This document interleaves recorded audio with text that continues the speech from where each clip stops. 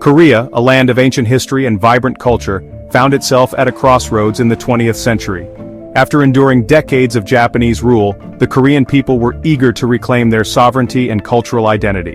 The end of World War II brought hope and a renewed sense of possibility. The Korean people yearned for independence and self-determination, dreaming of a future where they could govern themselves. But this hope was soon met with new challenges. The victorious Allies divided Korea along the 38th parallel, a line drawn hastily with little regard for Korea's history or people. This division sowed the seeds of conflict.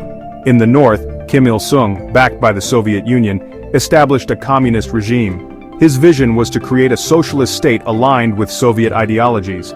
Meanwhile, in the south, Syngman Rhee, supported by the United States, led a fledgling democracy.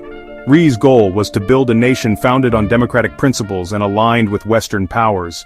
Both leaders harbored dreams of unifying the peninsula under their respective ideologies. The arbitrary division of Korea, coupled with the escalating Cold War rivalry between the United States and the Soviet Union, created a volatile environment. The Korean Peninsula became a pawn in a larger geopolitical chess game, its fate hanging precariously in the balance.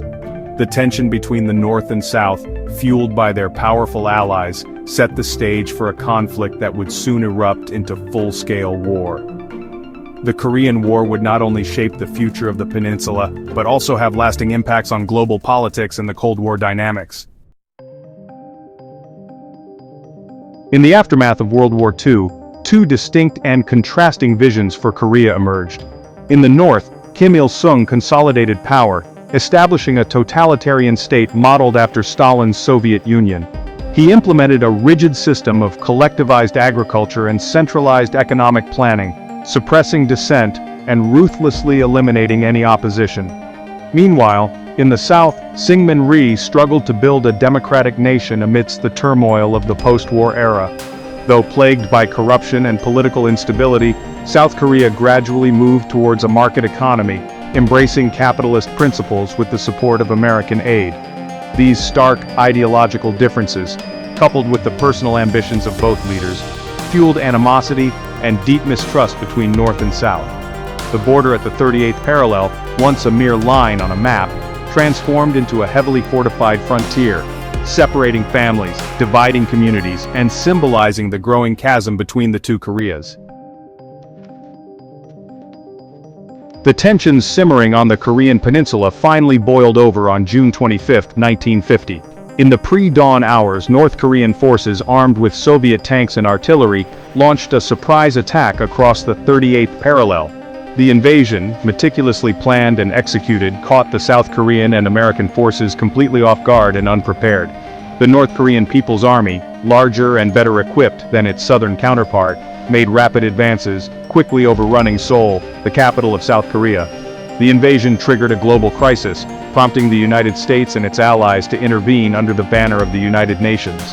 The Korean War had begun, a conflict that would pit brother against brother, communist against capitalist, and forever alter the course of Korean history. The world watched with bated breath as a small peninsula on the eastern edge of Asia became the epicenter of a global conflict.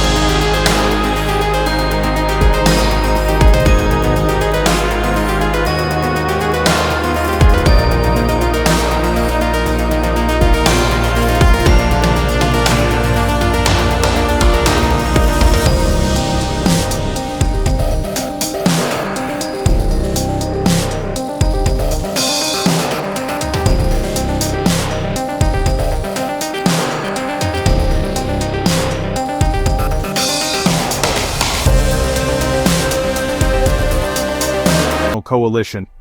This diverse force worked together under challenging conditions, united by a common goal to restore peace and stability to the Korean Peninsula.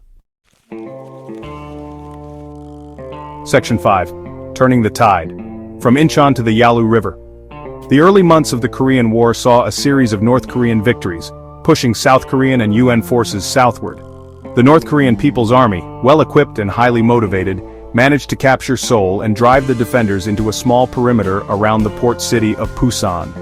This initial phase of the war was marked by rapid advances and significant territorial gains for the North Koreans.